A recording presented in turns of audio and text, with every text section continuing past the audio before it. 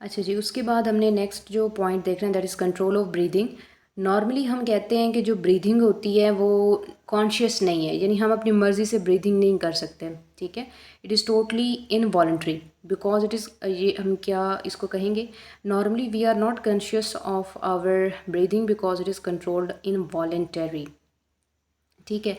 अब जो breathing centre है हमारे ब्रेन के अंदर वो क्या है, क्या चीज़ है, मेड्यूला।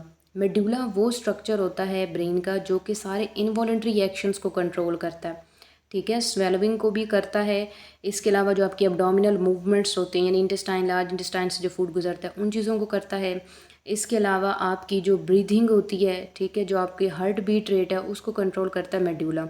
ये चीज़ हमने फर्स्ट ईयर में जहाँ पे हमने डाइजेशन का पढ़ा वहाँ पे भी हमने मेडुला का जिक्र किया था, जहाँ हमने हार्ट की एक्टिविटीज़ या कंडक्शन ऑफ हार्ट की बात की थी, तो वहाँ भी हमने मेडुला की बात की थी। खैर यहाँ पे हम बात कर रहे थे रेस्पिरेशन की। सो मेडुला जो है इनवॉलेंट्री एक्ट ऑफ ब्रीदिंग को कंट्रोल कर रहा होता है।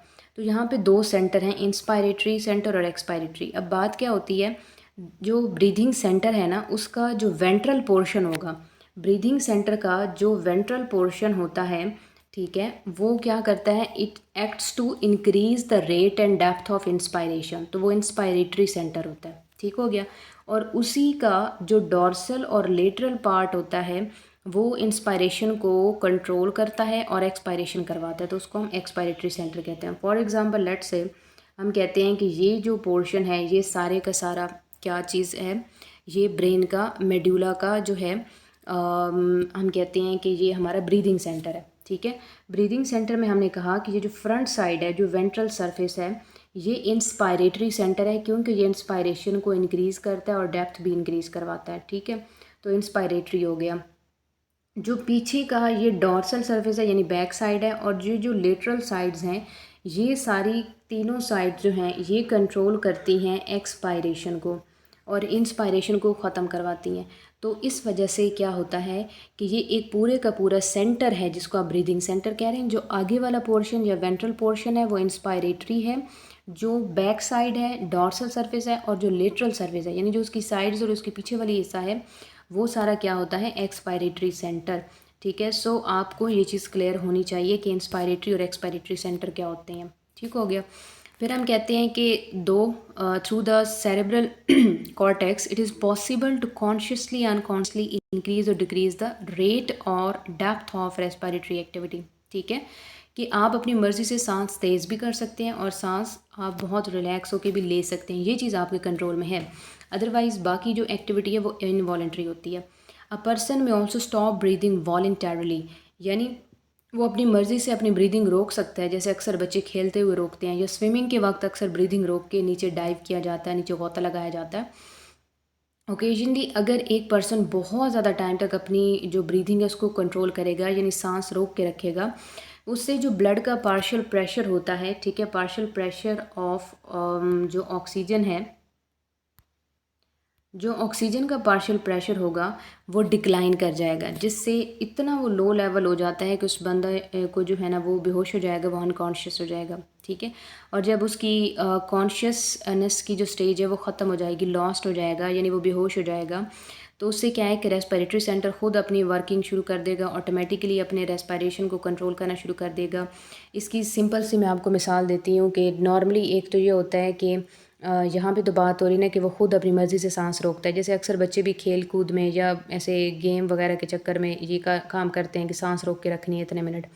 तो ये वाली चीज़ अगर होती है ना, तो अगर बहुत ज़्यादा देर हो गई और उसने सांस रोक के रखी है तो उससे क्या होता है कि वो समटाइम्स बेहोश हो जाता है, और जब वो बेहोश हो जाएगा तो उसका जो रेस्पिरेटरी सेंटर है वो खुद ही वर्किंग करेगा और ऑटोमेटिकली इस चीज़ को कंट्रोल करेगा अपनी ब्रीदिंग सेंटर की मदद से। एक बात, दूसरी बात ये होती है कि जहाँ पर ऑक्सीजन की सप्लाई बहुत कम हो जाती है, समटाइम्स सफोकेशन होती है या ऑक्सीजन की सप्लाई कम होती है, तो सांस ना लेने की वजह से या सांस में मसला आने की वजह से सबसे पहला काम जो होता है वो इंसान लॉस ऑफ कॉन्शियसनेस है यानी वो बेहोश हो जाता है। क्यों? क्योंकि ऑक्सीजन का 75% आपका ब्रेन खुद यूटिलाइज़ करता है, ठीक है। सो अगर आपको इनहेल एक्सहेल करने में प्रॉब्लम आती है तो जाहिर सी बात है कि आप जो है वो अनकॉन्शियस ही होंगे या आपकी जो कॉन्शियस एक्टिविटी है वो लॉस हो जाएगी, और इस दौरान फिर आपका जो रेस्पिरेटरी सिस्टम है वो खुद ही इस चीज़ को मैनेज करता है। लास्ट पॉइंट है emotions acting through limbic system of brain also act on respiratory centre.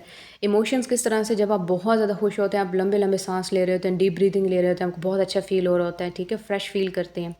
जब आप बहुत ज़्यादा डिप्रेस होते हैं तो आपको सफोकेशन होती है, सांस लेने में दिक्कत होती है, या खुदा न खास्ता आपके साथ कोई ट्रेजेडी हो जाती है, आप परेशान हो जाते हैं, तो फिर भी आपकी जो सांस है वो, या आपकी जो ब्रीदिंग पैटर्न है वो नॉर्मल से थोड़ा सा कम हो जाता है, एवरेज से कम हो जाता है। तो इस तरह से हमारे इमोशंस हमारी हर एक एक्टिविटी को, हमारे तमाम वाइटल फंक्शंस को अफेक्ट करते हैं। सो यहाँ से कंट्रोल ऑफ ब्रीदिंग में आपने ये चीज़ें ज़रूर याद करनी है, इंपॉर्टेंट पॉइंट्स हैं। लास्ट पर आते हैं बेटा आपके शॉर्ट क्वेश्चन एनुअल के हवाले से। आज के क्वेश्चन काफ़ी आसान है। पहली चीज़ है, एनलिस्ट द चेंज दैट अगर इन डायफ्राम एंड रिब केज वाली इंस्पायरेशन एंड एक्सपायरेशन। ठीक है, इंस्पायरेशन एक्सपायरेशन में उन्होंने कहा है कि डायफ्राम और रिब केज कैसे काम करते हैं। एनलिस्ट का है तो इसका मतलब है पहले इंस्पायरेशन की हेडिंग दे के उसके पॉइंट्स लिखेंगे, एक्सपायरेशन की हेडिंग दे के फिर उसके पॉइंट्स लिखेंगे। ओके, नेक्स्ट है describe the mechanism of inspiration in human respiratory system. Clear है। वट इवेंट्स कॉज एक्सपायरेशन, ये भी सिंपल सा क्वेश्चन है। कंपैरिजन है, ये भी आपको बता दिया। Define tidal volume also give vital capacity of lungs. Tidal volume आपको बताया कि अमाउंट ऑफ एयर इनहेल और exhale at rest tidal volume होती है, और टाइडल वॉल्यूम जो है वो अप टू 500 ml होता है। और वाइटल कैपेसिटी ऑफ लंग्स या टोटल लंग्स कैपेसिटी जो है वो 6000 ml होती है। ये आंसर हो गया। How human control their breathing, तो ह्यूमन कैसे कंट्रोल करते हैं ब्रीदिंग को, इस चीज़ के लिए बेटा आपने ये वाली स्लाइड करनी है, ठीक है, जिसमें उन्होंने कहा है कि वॉलंटरी नहीं हो सकता क्योंकि ये सारा मेडुला के अंडर कंट्रोल है, तो इनवॉलंटरी होता है। फिर इंस्पायरेटरी सेंटर का बताना है, एक्सपायरेटरी सेंटर का, तो ये वाली जो स्लाइड है आपका आंसर बन जाएगी। काफ़ी है इतना इसमें, क्योंकि ये शॉर्ट क्वेश्चन है। तो लॉन्ग क्वेश्चन है, elaborate the mechanism of breathing in man. तो ये लॉन्ग क्वेश्चन है जो कि बिल्कुल पहला पार्ट आपका आता है आउटलाइन का, जो elaborate the mechanism of breathing in man, यानी यहाँ पर आपको जो स्टार्टिंग में आपने पढ़ा था, बिल्कुल स्टार्टिंग में अगर हम आ जाते हैं तो ये मैकेनिज्म ऑफ ब्रीदिंग यहाँ से स्टार्ट करेंगे, फिर इंस्पायरेशन डायग्राम और फिर उसके बाद एक्सपायरेशन डायग्राम बनाएंगे। तो यहाँ पर आपका जो है ना, ये air is force expel from lungs, यहाँ पर कंप्लीट हो जाएगा ये long question.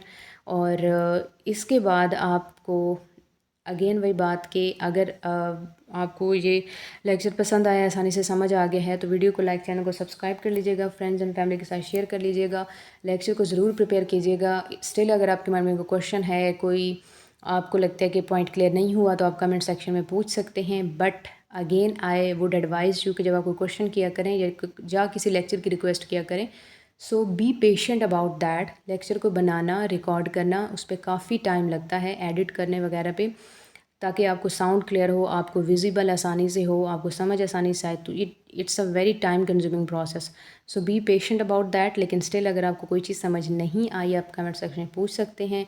Wish you all the very best and very good luck.